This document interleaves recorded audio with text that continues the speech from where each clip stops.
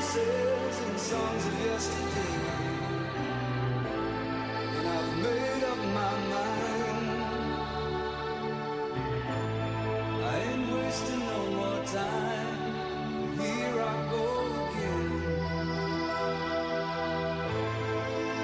Here I go again.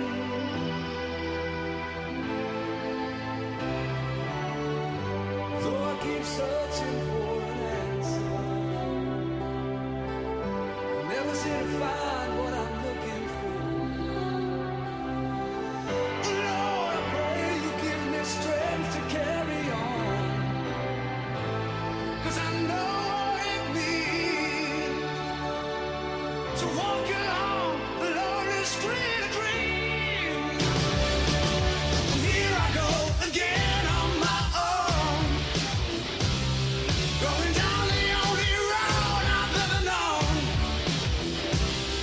Like a drifter, I was born to walk alone, and I've made up my mind. I ain't wasting no more time. I'm just another heart in need of rescue,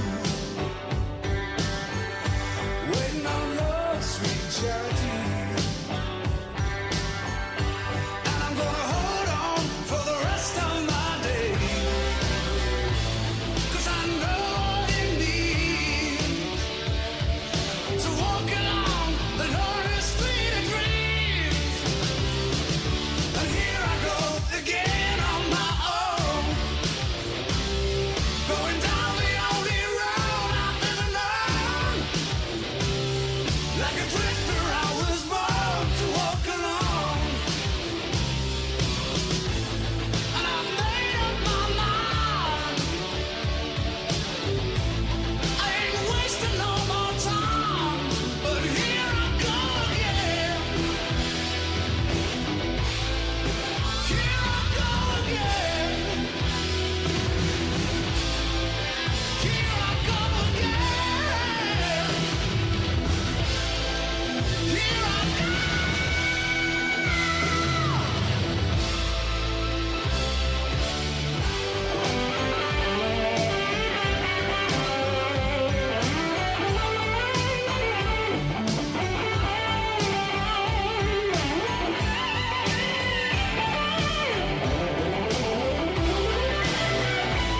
Cause I know what it means to walk along the lonely street of dreams.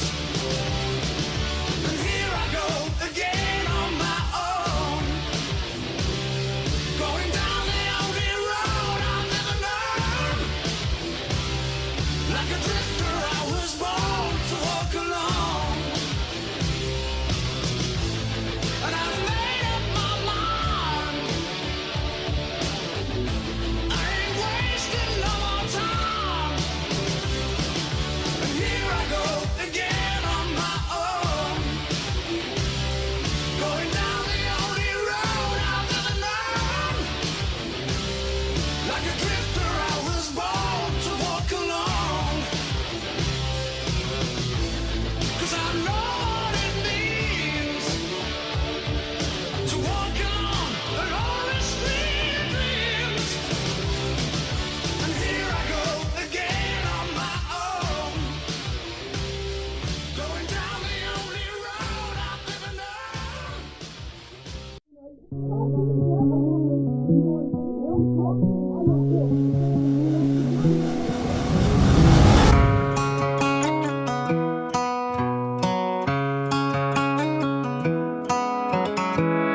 Don't let me down easy.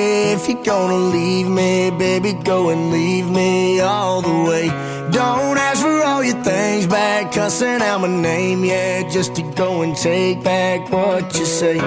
Burn all the bridges, don't ask forgiveness, walk away like I'm someone you hate. Don't let me down easy.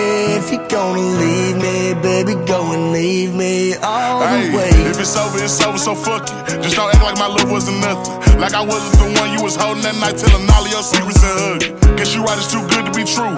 Was a point, all I needed was you. But shit, time after time, I just fussing and fighting. It's time that you do what you do. And it's cool.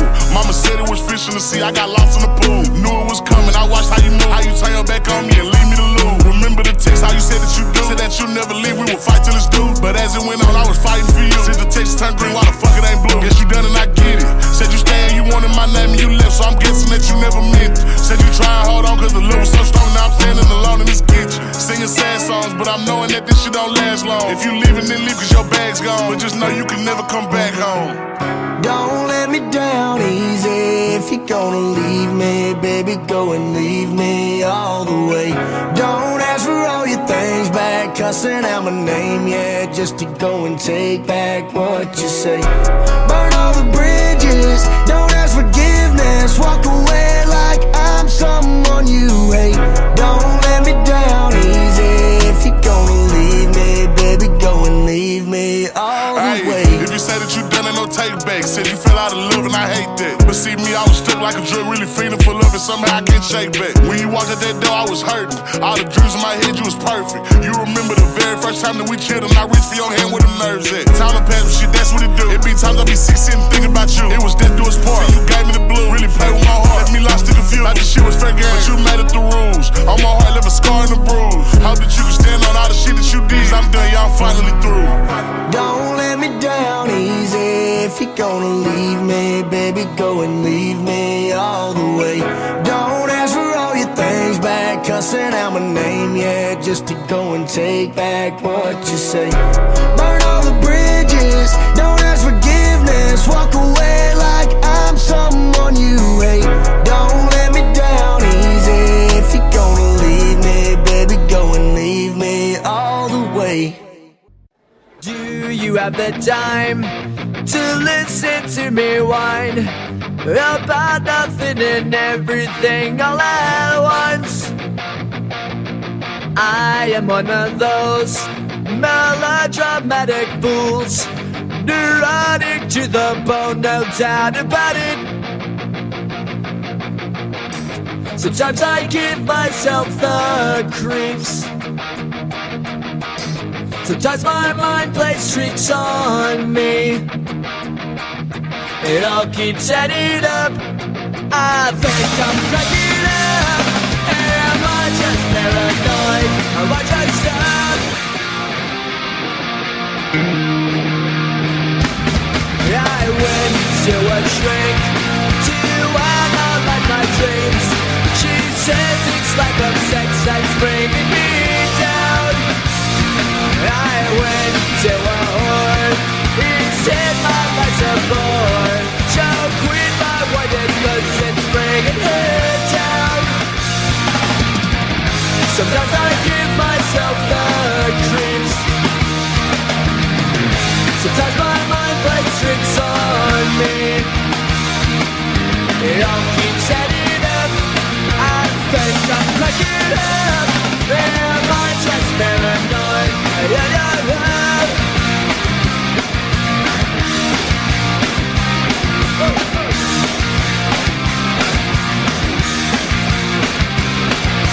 Grasping to control, so I better hold on.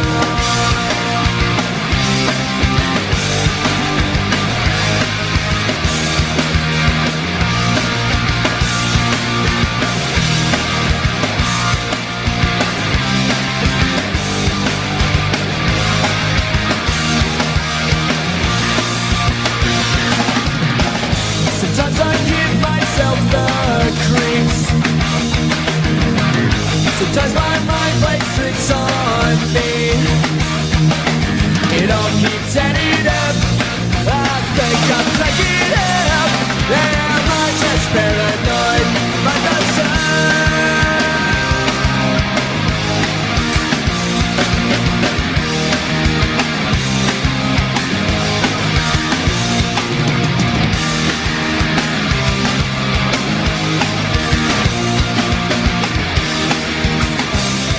Really proud of is I've educated my security team on how to be involved with the design and construction Love it. aspects of a project. So very rarely are we bringing in a third party who is going to say, yeah, you need a camera there, you need a camera here, right?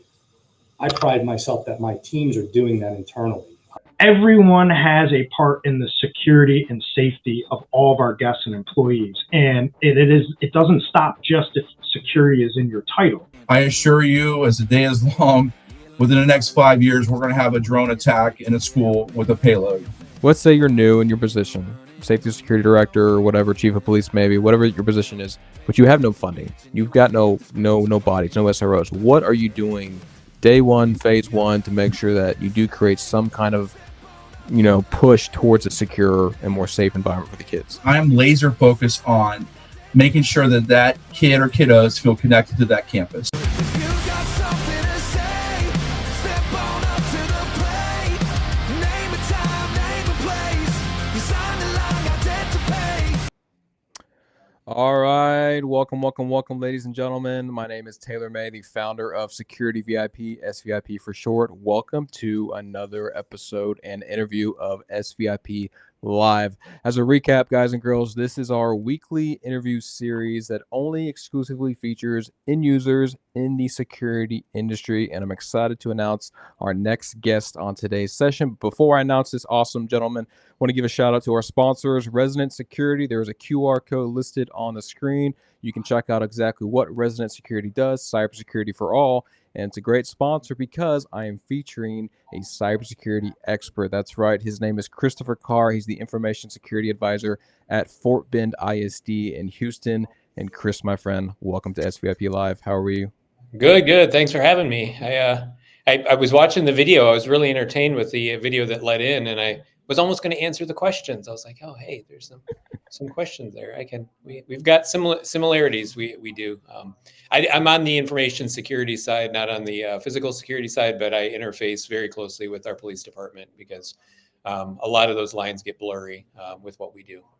Well, this is why I want to have you on, Chris, because you are actually my first cybersecurity expert and user on SVIP Live. I've always had physical security guys, and not to discredit my physical security friends, but Right. We need to start featuring cybersecurity because you're right, there is an intersection between physical and cyber. And honestly, man, cybersecurity attacks happen more frequently than physical security incidents. So I do want to talk about that. I do want to encourage our audience tuning in. We are live on YouTube, LinkedIn, Instagram, and Facebook. If you have questions for Chris, please drop them in the chat. I will ask Chris those questions as long as they're applicable to his background and experience.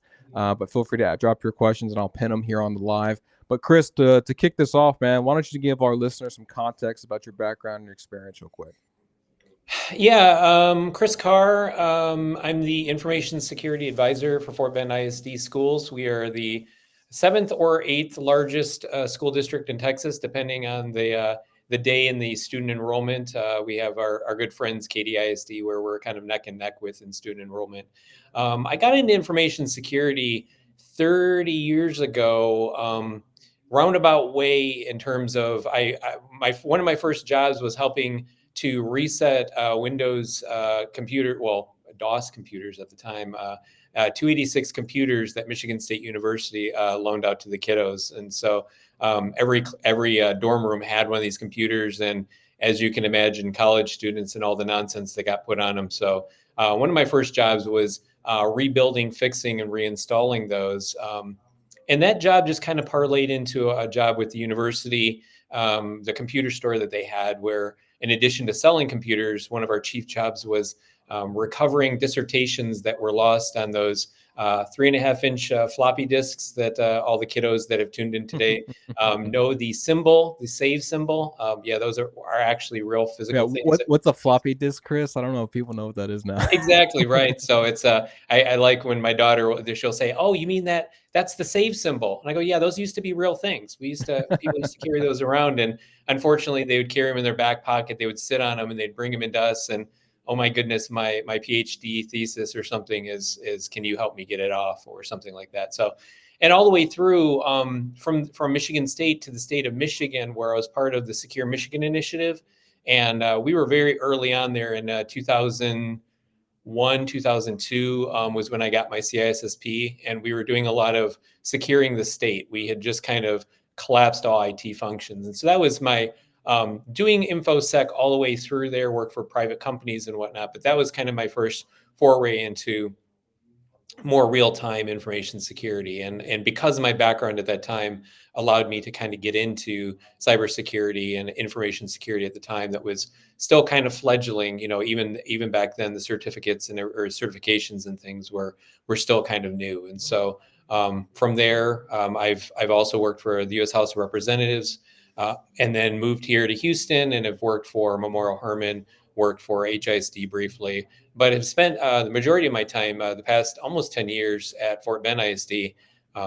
My boss, Long Fan, the CIO, he was really interested in helping us, as we say, our elevator pitches, helping kids stay safe online, and also helping the internet stay safe from our kiddos who are curious learners, as we like to call them. They like to download tax scripts and do all kinds of fun things, as most kids like to do. So I've got more insider threats than most organizations in the Houston area, and they are very much like inmates in a prison. They are eager to break out of all of my content filters and all the other pieces. So it's a continuous challenge to stay current with what the latest exploits are and what the latest things that our kiddos might be up to try to get to the stuff that we don't necessarily want them to get to.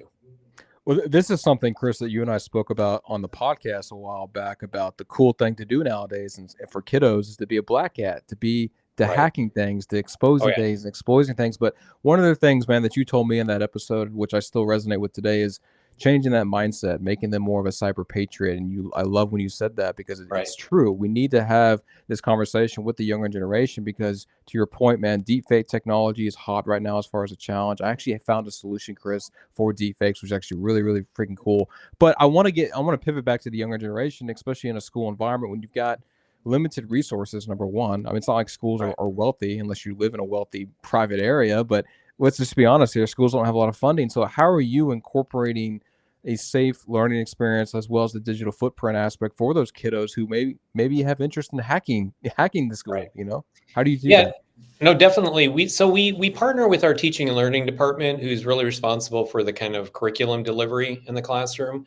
And so we do a lot of digital citizenship, and we do everything from staying safe online, setting secure passwords, things of that nature, kind of the table stakes, all the way to ethics and responsible cyber behavior online, cyber bullying. A lot of the things that unfortunately happen in this day and age, where bad actors will attempt to lure and trick our students.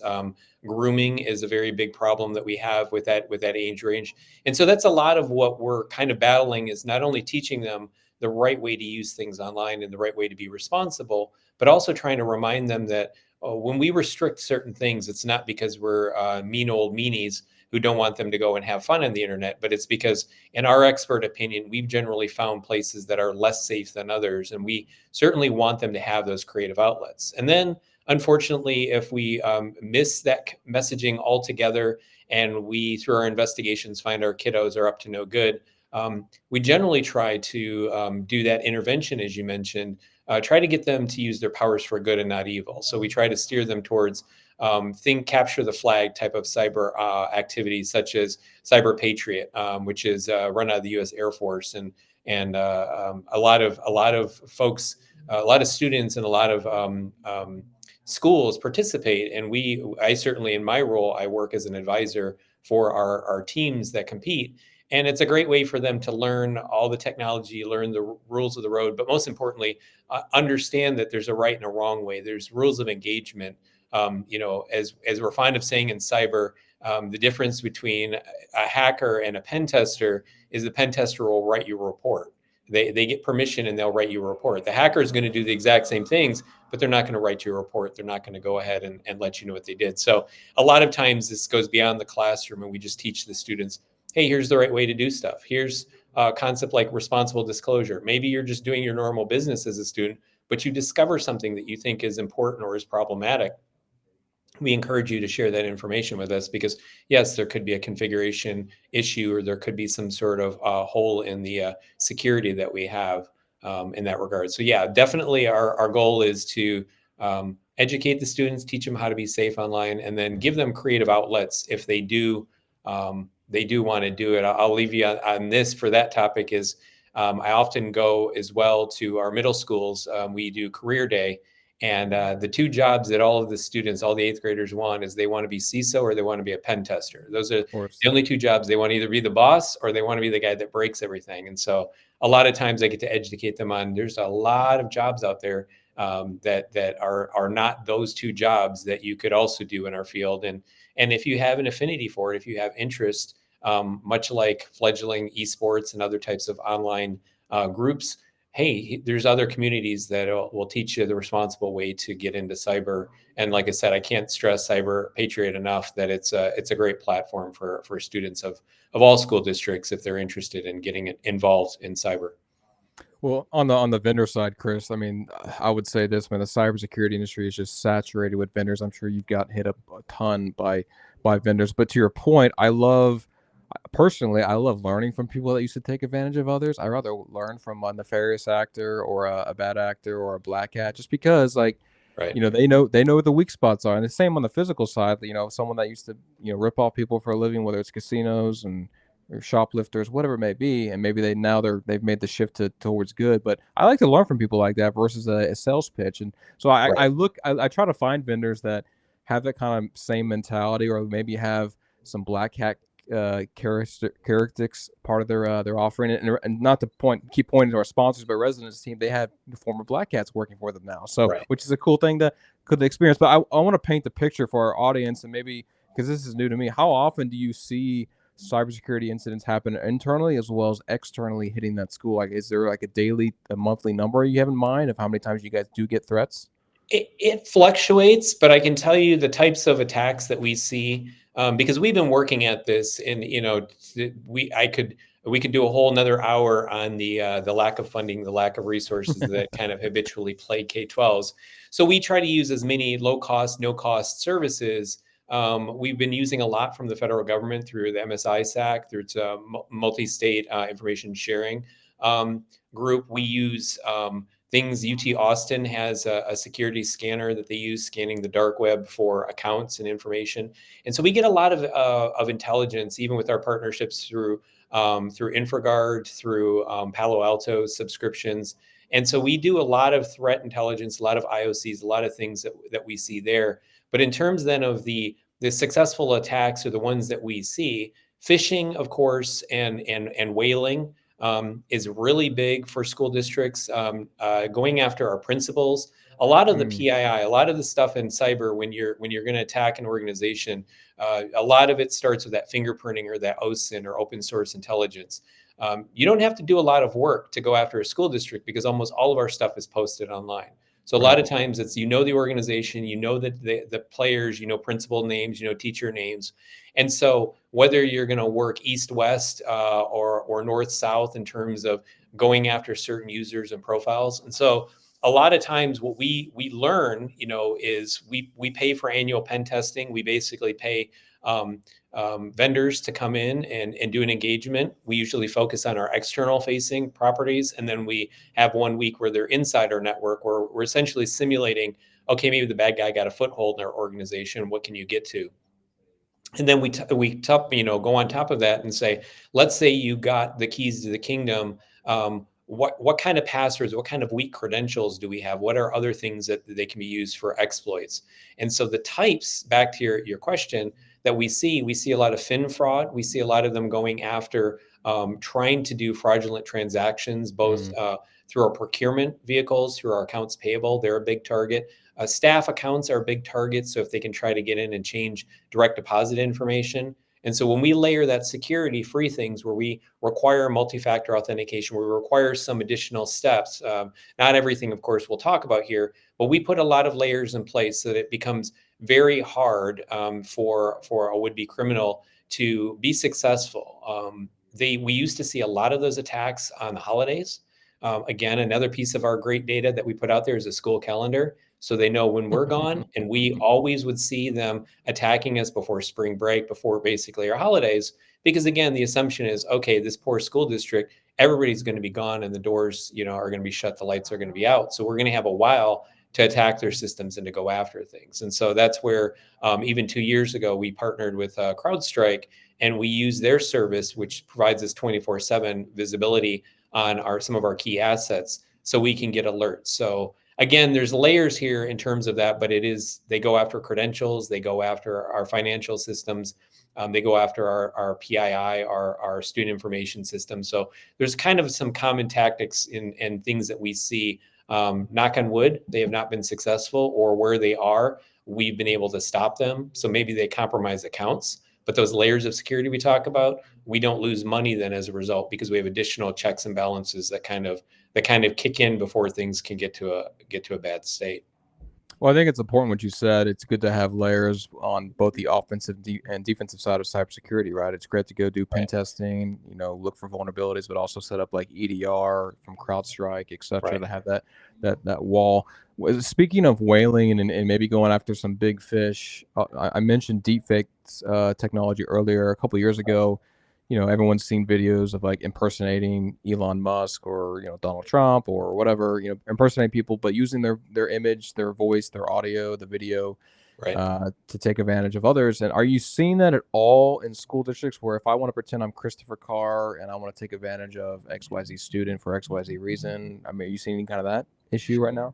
Yeah, we haven't seen that yet, but I anticipate that's coming. The last concerted campaign we had was right before spring break this year, and they were overseas actors, but they were using local phone numbers, and they had obtained a certain amount of PII for some of our principals, and they were going after the principals' accounts, and they were trying to convince our call center to change the credentials, to basically flush out or change the MFA methods used, because they could, in some cases, through weak passwords or password reuse, which we discourage, but it still occurs, they were able to gain some footholds in some of these accounts. And again, sometimes just scraping the dark web, finding names, matching them up, and trying those passwords, right?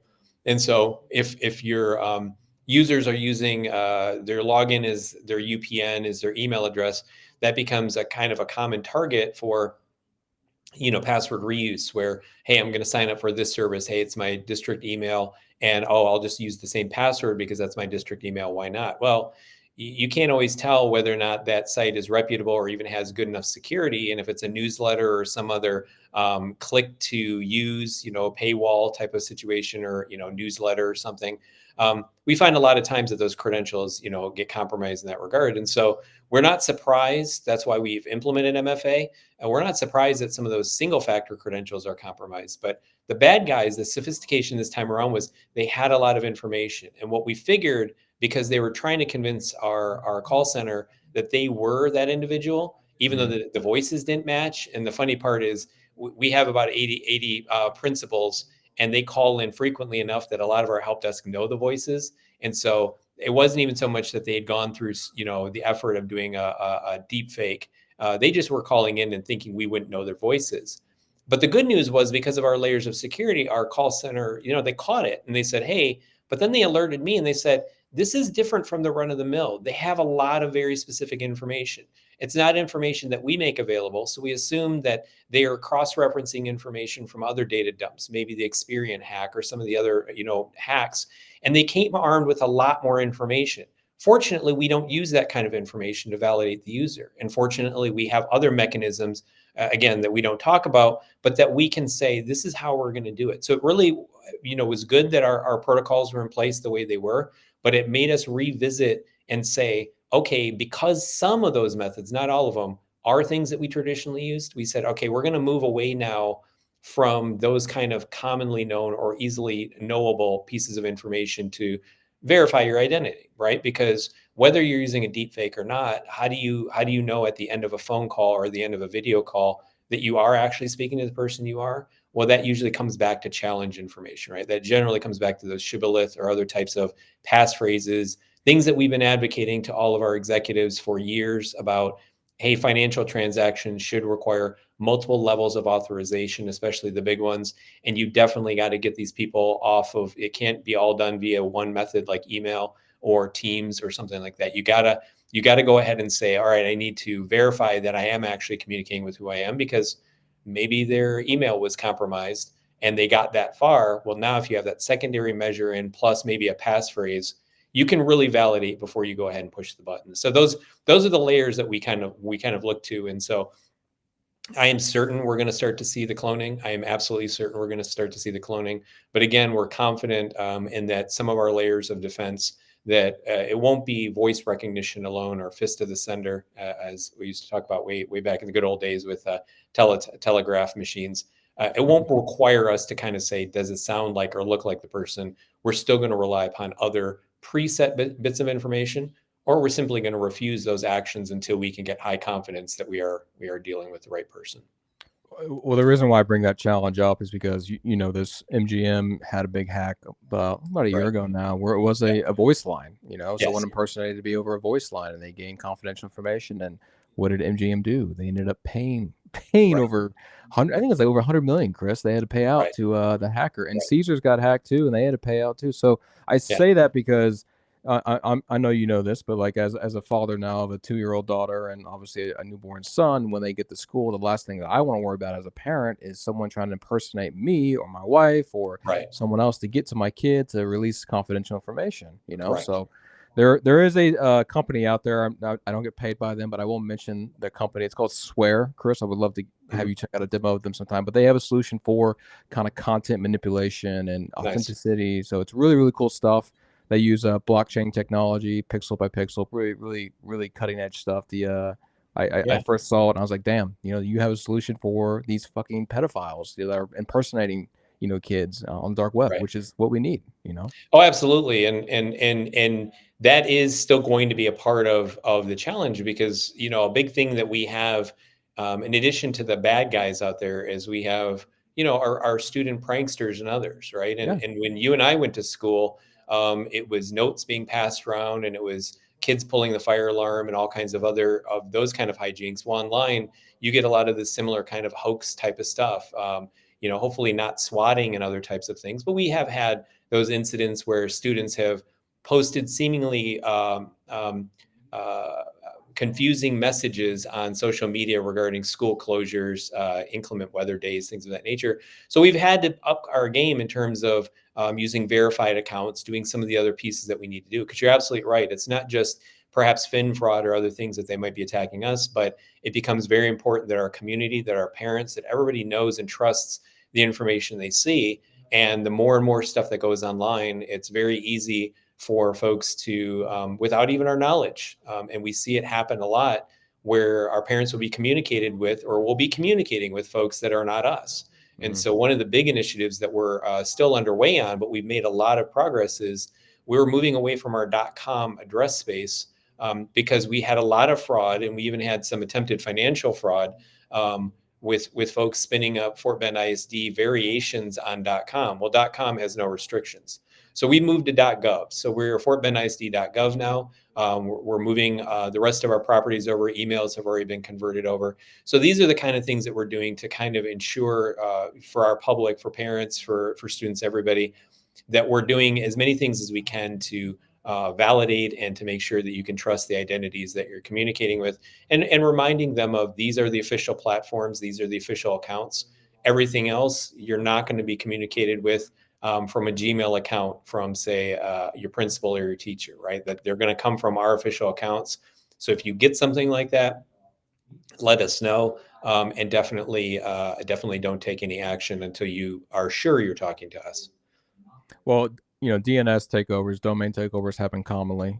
You know, I Right. know there's hackers out there that like to hack. Like I think McDonald's got hacked a while ago, and they Right. just completely obliterated their account and said inappropriate stuff, which Right. is, you know, to some people it's funny. But the businesses, it's like, dude, how the hell do we get it exposed like that? But Right. I like that, man, because that you see DNS takeovers happen commonly. I'm glad you guys converted to .gov. You think that's a recommendation for all school districts to move to .gov? It is. It's an interesting thing, especially for K-12s. Here's a history deep cut. More than 20 years ago, .edu got restricted And so we've always had folks say, well, why are you not at EDU? Well, EDUs got restricted to higher ed only, and K-12s couldn't get them. And so even in Texas, you'll find that some school districts, some K-12 school districts are .edus. Well, they're grandfathered in. If you got those domains, 20 plus years ago, you could get there. And so when I joined the organization about 10 years ago, we had fortbend.state.tx.us. I have to remember it. It's a mouthful. No one's going to type that. No one's going to type Chris Carr Right. at, a Fort Bend, state TX US. And so the .com was already existing when I came on board, and we started looking into it, researching it, and there were no good answers at the time. That there was a few years where .gov was not an option for us, and we couldn't get a .edu, and so we couldn't get into one of the more restricted top level domains.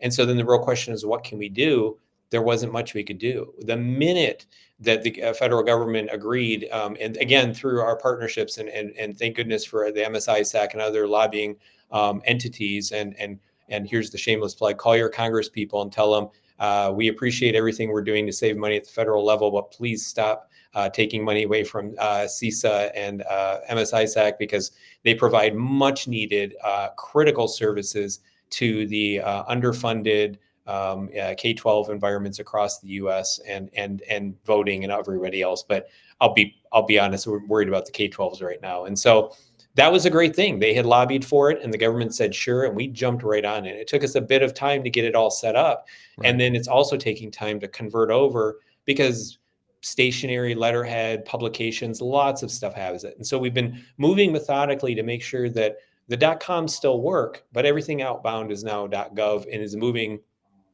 websites and other things over. And so again, that was critical, because you've got to be a trusted entity to register .gov. So we don't have that worry about lookalikes anymore. We can use DNSSEC to go ahead and secure the domain, so we can kind of further reduce some of those common exploits and kind of common tactics. But again, we saw Fort Bend ISD, lookalike.com domains that were generated.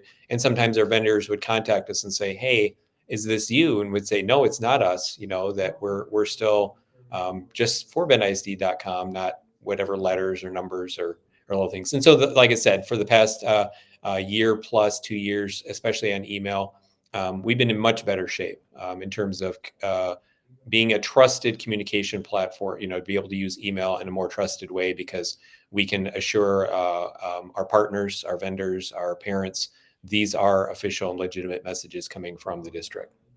No, it's good, man. I haven't heard that before, so I actually like that piece of counsel there. I want to remind other our K-12s, go do it. I mean, if you're a 100%. K-12 person listening, go set it up. If you haven't already started working on it, you can hit me up, find me on LinkedIn. Most of you guys in the area know me, so just hit me up and I'll give you the rundown on how to get that going. Definitely connect with Chris on LinkedIn, guys and girls. And speaking to our audience, if you have a question for Chris, we got about 30 minutes left on this live session. So please drop a question for Chris. If you have one, I will highlight it and ask Chris here live. But Chris, going back to your comment about maybe lobbying and legislation and, woe is me, I always need funding and yada, yada, yada. But you know what, Chris, until blood is on the ground or a situation happens, people don't take safety and security seriously, even on the cybersecurity side, man. So Right.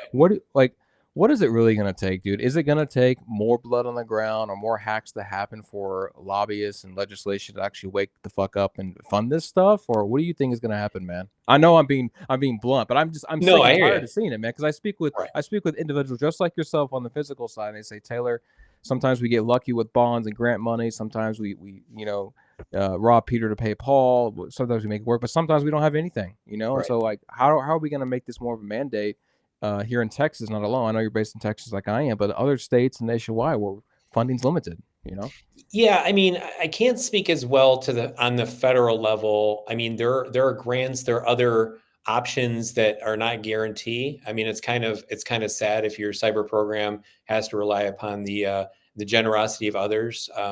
Every time I go speak, I have a couple slides about philanthropy that I'm looking from our vendors. I can be often heard saying a few less steak dinners for oil and gas to all my friends in Houston, and maybe you can afford to give some of your licenses to help us keep the kids safe. And so Right. it is a tough challenge. And so I can't really speak to the federal, but I can tell you on the state level, everybody knows that teachers and school districts are underfunded. I mean, that doesn't seem to be anything that anybody needs to be convinced of. The arguments are always going to be, where does that money go? How does that help, with the education process? And so we're always scrapping, even with whatever allocation we get from the state, we're always kind of scrapping internally to get above the line, as it were, to say we need a little bit more funding, a little bit more funding. And yes, unfortunately, the dark gallows humor, right, is I need funding, and they say no, and then immediately after a breach, they say, here's the wallet, reach in and take out what you think is fair to make this never happen again. And you would think, with all the near misses, as we talk about them, we have a laundry list. I won't shame anybody, but there's school districts even not too far away who've experienced cyber attacks. And what we always try to do, especially through our partnerships like through InfraGard, we would always invite those folks to come talk to our folks and say, here are the lessons learned. What did you do? How did you overcome it? And so it's really not a matter of education. It's really not a matter of folks not understanding, but it is sadly sometimes overcoming that inertia, that concept. When people in cyber talk about assume breach, or it's not if, but it's when, then there can almost be a malaise that sets in, which is, well, how much money is it going to cost us to make something bad never happen? And will you give me a guarantee that nothing bad will happen if we spend N number of dollars more than we are? And so I don't want to make it sound like, my organization or any specific organization has specific issues. I think the general issue we all struggle with is, you're buying insurance, you're basically mitigating risk, you're buying down, or you're trying to offset some of the risk with perhaps investments in technology or people. And so every organization has to find that right line. And so to your point, how do you get it done, or maybe mandate it? I think what we're interesting seeing in Texas right now is kind of this alignment or realignment, the idea from the legislature of, hey, we're going to give you some more money, but we're going to target it to specific causes, such as teacher pay. Now, if the legislature were to say, hey, a certain percentage of your pupil funding should go towards keeping you safe and secure, that might help. That might be something to be done. But you also hate to see where the unintended consequences of anything that gets legislated, right? You hate to see how those things can kind of play out and negatively. It sounds great on paper to say, hey, this is what you should allocate, or you should have a formula that's required, but that doesn't always work in practice, and sometimes can hurt you, or sometimes result in the wrong kind of things happening. So I will always advocate for more to help our kids secure, especially in light of maybe losing some services that we've been relying upon for free that have been largely leveraged from others. But we're also somewhat optimistic. We're optimistic that maybe we can convince some of our more deep-pocketed vendors to maybe help step in and fill the void. Maybe we can get some of them to help subsidize some of these state and federal programs that maybe are losing some state or federal funding. Maybe they can help step in, maybe not a single hero, but maybe we can get a few of our bigger vendors to pitch in and say, hey, here's the money that was going to be withdrawn. Maybe you guys can kick in and keep that critical service going. And as I always say to them, hey, I'm happy to, I don't want to have the kids make cookies with their little fingers to support cyber initiatives, but we are certainly happy to say nice things about any vendor, who's willing to do what it takes to help keep our kids safe. My boss and I love to say about the unripe PII that all of our kiddos, if you're in 5th grade, you have all the information the bad guys want to steal. The last thing we want to do is have you go to college, try to get your first credit card, and get turned down because you own a Cabo, villa that you haven't made payments on in 3 years. I mean, that's the kind of stuff that scares us, is how much of this PII could be used without, what 14-year-old is checking their credit score, right? So at the end of the day, we know we're targets. Everybody, I think, knows we're targets. Everybody knows we're underfunded. I don't know if there's a perfect answer for how to ensure that we get more funding. But I think the best thing that we're all doing is being part of consortiums, helping each other out, and maybe, a little arm twisting of some of our more deep-pocketed vendors to say, help us keep kids safe till they're 18. When they're 18, they can make their own bad, decisions in life, but let's help keep them safe until 18. The bad guys are going after them. Let's let all the good guys, put a shield around them and say, hands off the kids, and at least till they're 18.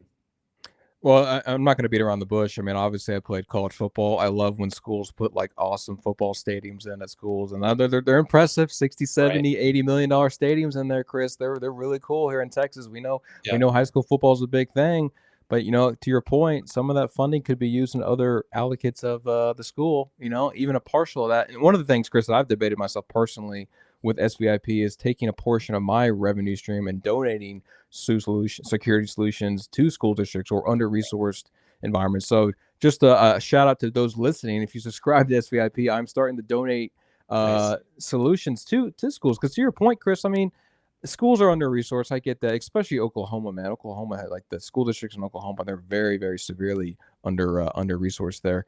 But you're right, man. I would love to see vendors maybe just donate or give to these under-resourced environments. It doesn't have to be under-resourced, but maybe just show an initiative to say, look, we've got all this income, all this Right. revenue. Why can't we Right. take a sliver of that and share the pie, Right. with people when it comes to safety and security? Because if we're here to make this world a better place, both on the physical and cyber side, that should Right. be a no-brainer. But I'm speaking to the choir here. I can play my Oh, little hey, violin. you preach on. I need more people in my choir because I guess I'm with you. And I mean, one thing to just clarify a little bit would be sometimes it's easy for the public to see things like a stadium go up or some other thing go up and say, why was that money not used for, say, teacher pay or other things?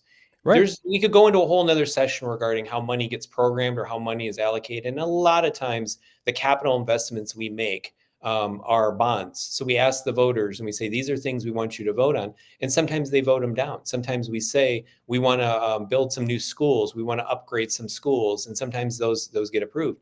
IT is hard though. It's one of those things where sometimes the public does not want to do a 20-year, 30-year bond to fund something that may only last 5 or 7 years. And so it's really hard for us in the technology space sometimes to convince people of the need that we need to have money. And it's really hard to say, again, I mean, if you can imagine it as an individual, you do a 30-year mortgage on your house, right? But you wouldn't probably do a 30-year mortgage on a car, and you certainly wouldn't do one on a laptop. And so those are those kind of challenges we run into sometimes with funding and funding streams is it coming out of general funds or is it coming out of one of those bond or capital expenses? And when you do those things, what are the rules? What can you spend the money on? What can't you spend the money on? So it is sometimes very easy, but I have to sometimes explain to folks, no, it's not as simple as saying, hey, the district had a big bag of money and they just wouldn't give any to cyber. Sometimes it's the money we have is so tightly controlled or so tightly regulated that it can't just be used for something else. But I'll tell you, this last bond we did put in for technology. And one of the exciting things that we're doing is we're upgrading some of our content filters, Nice. something we haven't been able to do in the past 10 years. So we're fingers crossed that if things get fully approved, one of the things that we're going to try to use some of that bond money for is some new content filters. So we'll definitely be updating through the websites and everything else if that happens. But that's one of the exciting things that we might actually be able to use some funds for to make that happen. Well, I know everything like deserves or needs a business case for approval. I know it's all about having a seat at the table, and I know sometimes you have to validate, the reasons why you want to spend X amount of money for X amount product. I get that. It's just Right. like I wish there was more emphasis of attention on cyber as well as physical, man, because this convergence now we talk about in the industry is happening where you've got Right. cameras and VMS systems and access Oh, yeah. control systems that are being exploited, and they have been exploited for years until finally people are taking it more seriously. And Chris, to your other point, man, I've seen manufacturers now in the security industry, at least on the physical side, be more take more of a priority towards their cybersecurity components of their physical security offering. So now there's actually a cybersecurity component Right. embedded in that physical security component. And I'm not saying it wasn't there before, but now there's more of attention on Yeah. that because again, when you connect to a network, whether it's air gapped, even air gap scenarios, they can still be hacked. So Right. it's just it happens all the time. But I want to point this comment. I've had this comment up. This is from Rick Francis. Chris, he's the chief at Seminole County Schools in Florida, by the way. So another end user, but he says, great point regarding the timing of these threats right before or during school closures, which I'm Right. sure that ticks up, holiday seasons, schools, especially now. So let's talk about summer. Are you seeing any threats happening right now in summer? Oh, definitely. I mean, one of the things that we would see annually, like I said, is we always get the kind of the fin fraud stuff at a lot of the breaks. One of the things we see a lot is targeting of our teachers right before the end of school, because a lot of teachers are on contracts where they don't work full time. And so a lot of teachers pick up, I couldn't give you a percentage, but a lot of them do pick up summer jobs or other jobs, whether Right. they're teaching summer school. And a lot of times, one of the big targets that we see every year, and we have to send reminders, is some of these are too good to be true. They're just like the marketplace exploits, where it's yeah, sure, I live in Germany, but I want to buy your garage door that you're selling online. Dude, I'm going to send Craigslist you is a the check for worst, man. 1,000. Yeah, I'm Yeah, gonna send you a check for 1,000. I know that you only were asking $50. Please send me $950 back. Well, we get that's right. similar types of scams targeting our teachers with regards to either trying to get money or things directly out of them, but a lot of them are tied to jobs or employment for, hey, my kiddo really likes you. Because I have looked you up online and I know that you're this type of a teacher, a math teacher or something. My kiddo really likes you in their math class. Are you, available to tutor them this summer? I'll pay you X number of dollars, blah, blah, blah. And so sometimes they get into the confidence game where they start to lure them along. And then we watch as those kind of standard, scam tactics occur, which is, oh, I overpaid you, I want to pay you in advance. Ooh, I overpaid you. Can you send me back the overpayment type of information? And so it's sad, it's always the gift cards. It's always those kind of scams, but specifically they target our teachers, which is infuriating, that they target our teachers knowing full well that they probably do need the work. And that they're kind of playing on that confidence, on that maybe not asking enough questions up front when they get targeted. So One of the others too that I've seen, Chris, is like job postings, man, where they all have like fake job postings on LinkedIn, and right. people submit their information. It's really not a legit posting. They just get their information, then they try to exploit it. I've seen that happen a couple times, as well as like unsubscribe links and emails. I've seen attacks happen that way too. Like in an email, you want to unsubscribe from a spam, but sometimes you click on unsubscribe Right. button, it exploits you. So Yeah.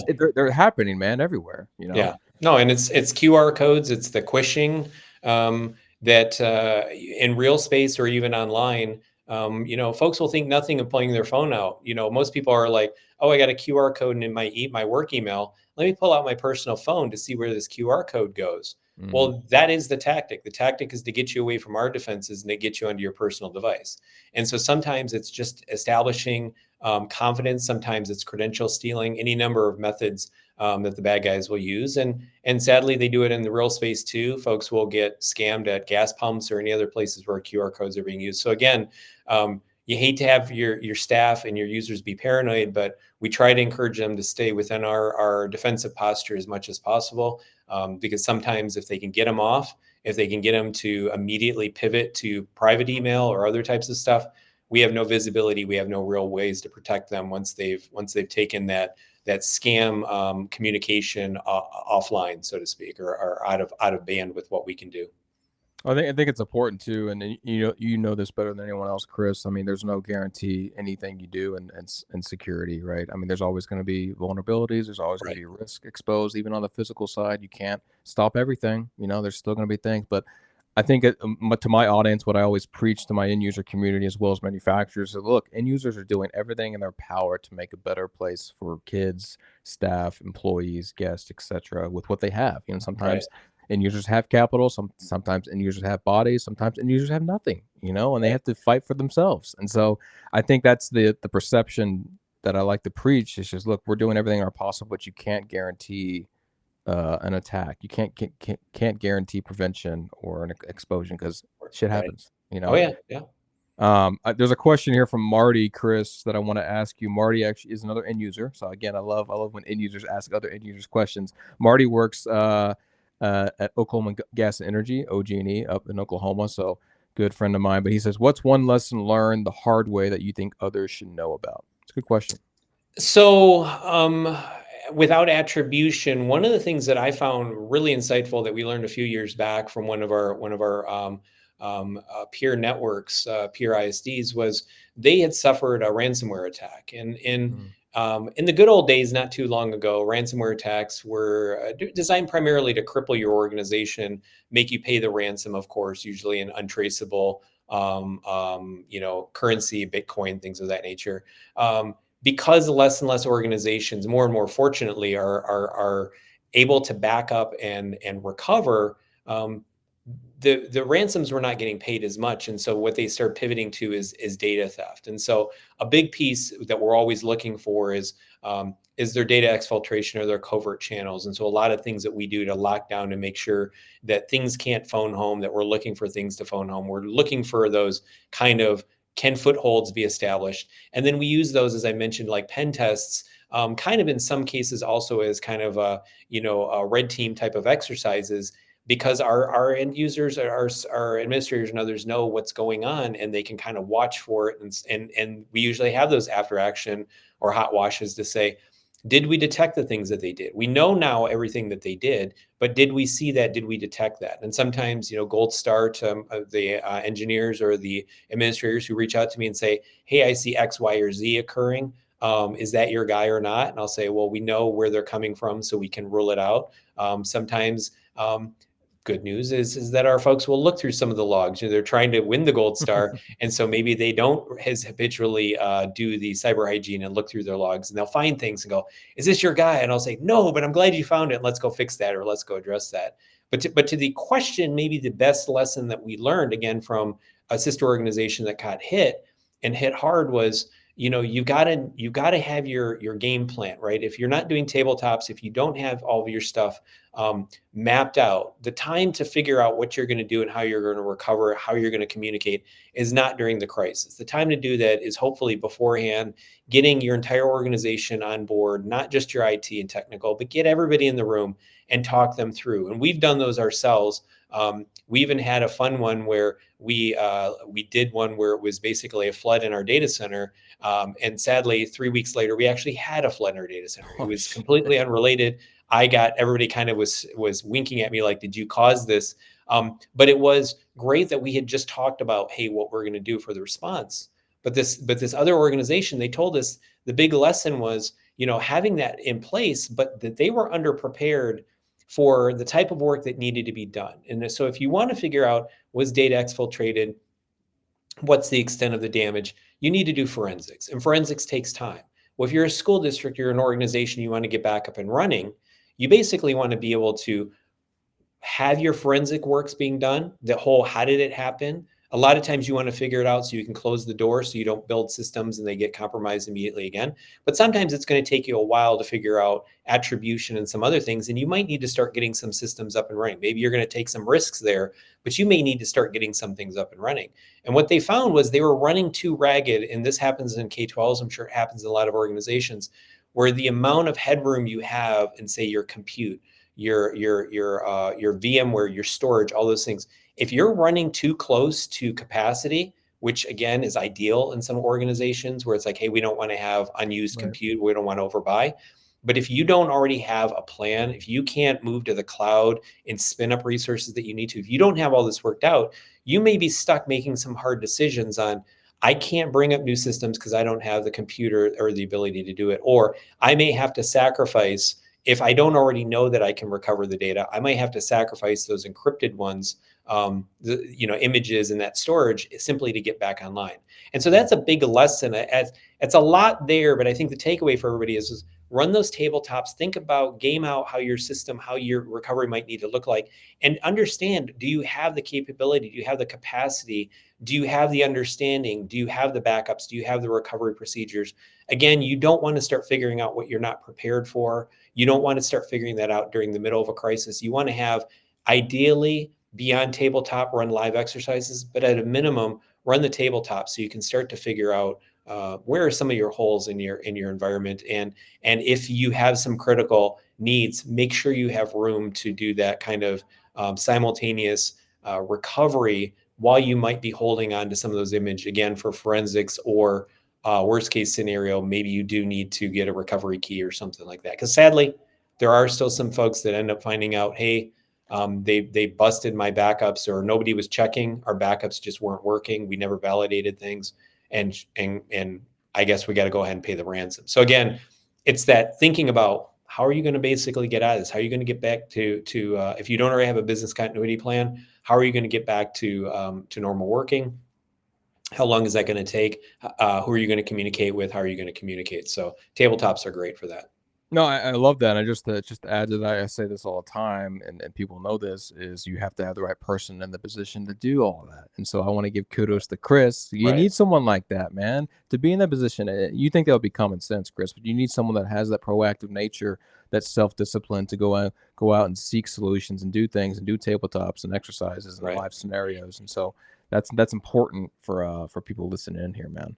Right. Um, Yeah. Fortunately, the industry's getting there, right? That's the good news, is fortunately the industry's getting there. So This question is from my lovely wife here, Chris. So look at you. You get a question from the wife. She says, how do you see cyber moving over the next 10 years? Do you foresee more problems as attacks become more sophisticated? How do you feel like AI might affect cybercrime and cybersecurity moving forward? Loaded question there from the wife, Chris. So take your time, my friend. But yeah, we'd love to hear your thoughts. Well, our AI overlords, or as we like to joke, if anybody's a South Park fan, Trapper Keeper, you know that the dystopian future is rapidly approaching, and all the hand wringing over AI is in some cases fully warranted. We have already AI hallucinating. We already have examples. Go Google this. I don't have links for you guys, but definitely Google, where they've already had AI models refuse to shut themselves down when given a direct order. So there's some very interesting things that are already playing out. I think a big piece that dovetails into is not only the ability for AI and things to move more rapidly or to allow a lower barrier of entry. We used to talk about script kiddies, and script kiddies were the folks that didn't necessarily know what they were doing, but they could cut and paste things online to launch denial service attacks, things of that nature, where again, they didn't have no sophistication required. The pejorative term being script kiddie is they didn't really know what they were doing, but they were able to wreak havoc or cause problems anyway. And now AI is really kind of doing that, on steroids. But a big piece of that kind of is also the quantum computing, and the fact that with quantum computing and the forecasts of quantum computing, and we're keeping an eye on this because there's two aspects. It's what happens when essentially it gets to the point where it can crack a lot of our current algorithms, our current cryptography. But then you also have to start thinking, which I learned and was fantastic recently at the last Houston SecCon, which again, shameless plug for those guys. Definitely, if you're in the Houston area, go to Houston SecCon. You're going to learn a lot of stuff. If you can't get out to DEF CON and Black Hat, definitely our Houston community is growing and growing and growing, and lots of good stuff coming here. But one of the things, we had somebody talk cyber at the last one, and specifically quantum computing. And something I hadn't thought about until she mentioned this was, you may have data at rest that's encrypted. You're going to need to think about that as well. So we're always thinking about data at flight. We're thinking about buying the next set of golf clubs and maybe using an undersecured algorithm, because now quantum can break in and man in the middle type of attack that. But what about maybe data that you've been thinking you're storing securely? Are you going to have the cycles? Are you going to have the knowledge or the wherewithal to go back maybe, especially if you're mandated by state or federal law to preserve records, and you're preserving them in a secure manner? And so I think that those are the kind of things over the next 10 years we're going to see a lot more of, is not only the AI threats and the quantum computing threats kind of converging, not just in real time, but also in terms of legacy or historical knowledge. School districts have to maintain education records, 7 years, 10 years, there's different parameters. And so a lot of times, again, you have to think to yourself, hey, what's going on right now? But also, do I have a game plan? Can I start to move early, even if we haven't figured it all out yet? Can I start to move my encryption standards and at least make sure that they're as sophisticated as they can be, and hopefully that they can be, essentially protected against some of those kind of future events? And so I know that's what they're working on. I know that folks are certainly working on those kind of AI proofed or basically, quantum secured algorithms. But again, those are the things that we're really watching for, is just that the speed at which the attacks are going to come absolutely will increase. The sophistication will absolutely increase. And a lot of what we think today that we're going to be using as defense just won't be there, or just won't be as effective. So we'll have to try to stay as nimble as the bad guys. Yeah, I mean, the weaponization of AI is going to be a huge problem, and I know some vendors have already incorporated AI algorithms inside of their offering just to hopefully combat it. But again, you can only do so much. But I think having that blend of human and as well as AI will Right. be the Yeah, best. in a school district, there's the obvious concerns of plagiarism and all those kind of Right. like soft issues, but the bigger issues that we really worry about, the so-called keep you up at night ones, are the fact that the attack vectors, and we watch them morphing. We surprisingly get very sophisticated attacks. We work very closely with our partners, Microsoft, Palo Alto, and stuff. Sometimes our partners are surprised at the sophistication, not only of what we do in order to detect and kind of respond to these things, but also in the sophistication that's being thrown at school districts. That we would often like to think, hey, we're not someplace that they're going to waste a 0 day on. But nowadays, you don't really need that. And a lot of the obfuscation, a lot of the morphing, the polymorphic type of attacks, the sometimes where we'll see double, triple nested scripts embedded in things, and they're using a variety of different mechanisms for encoding, because again, they know that a lot of traditional systems, maybe it will only unpack one level or two levels, or maybe they don't unpack at all. And again, like I said, we were watching QR really kind of rise to the front, because again, those are graphic, and in a lot of cases, there are not systems yet that do a great job of translating the QR into what it is and looking to see, is that an IOC or is that some sort of problem? So the level that we're seeing it kind of leveling up, and this is again before people have really gotten super sophisticated with AI, using some of the things you mentioned earlier, like voice cloning and other things. We just know that, as with everything, as that barrier comes down, as it becomes easier and easier to use, we're going to start to see those attack vectors increase, and sadly that scares us, because again, we don't have in some cases that sophistication. We'll go back to my philanthropy thing, right? We don't always have the tools or sophistication in order to keep up, and so sometimes I'm really begging our vendors to say, I know it's going to cost you some money. I know that services are not free. It's not like you can just give us licenses and there's no cost. You may still have to pay for compute on your side or storage on your side. But again, the more we can use low cost or no cost solutions that are up to the challenge, that are up to the task, that's what we really need help with. And just to give some people a reassurance, my QR codes are legit, so you can scan them and they go to exactly where they need to go to. Don't worry, nothing's been manipulated. At least I know yet. Chris, we're getting close to the top of the hour. I guess my final question for you, my friend, simple question. I know I really appreciate all the work you've done at Fort Bend and obviously your knowledge and expertise. But 2025, man, is it still phishing? Is it still manipulation of people clicking on things they shouldn't be clicking on? Is it still human fault for cybersecurity attacks? Biggest threat vector here in 2025? It probably varies a bit by organization, right? I mean, because again, through InfraGard and the public-private partnership, for people not familiar with InfraGard, is the public-private partnership with the FBI, and so we have critical sectors as identified in the federal government, and we have everything oil and gas, energy type stuff, healthcare, finance. Every sector kind of gets their different types of stuff, whether you're distributed like in energy and you have a lot of IoT type of things, or a lot of OT type of environments. Right. For us, it really is still that they're credential harvesting. They're still trying anything and everything to come after credentials. And so again, whether they're using dark web scans and things of that nature, whether they're still using phishing or other type of tactics to get folks to put it in, again, that's where we've really pivoted and are moving everything that we can to multi-factor, especially on the outside. In some cases, there are still challenges there. We're still trying to move a lot of legacy systems, things that don't necessarily support more advanced, authentication. But you're absolutely right. I think phishing, a lot of those kind of things, they're still targeting our users. They still know that that's a weak link. And it's not because our end users are not sophisticated. It's because the attacks are getting even more sophisticated. And so we have folks, for whatever reason, one of our administrators here has been a target, a relentless target. All of his team continues to receive emails from fake Gmail accounts purporting to be him.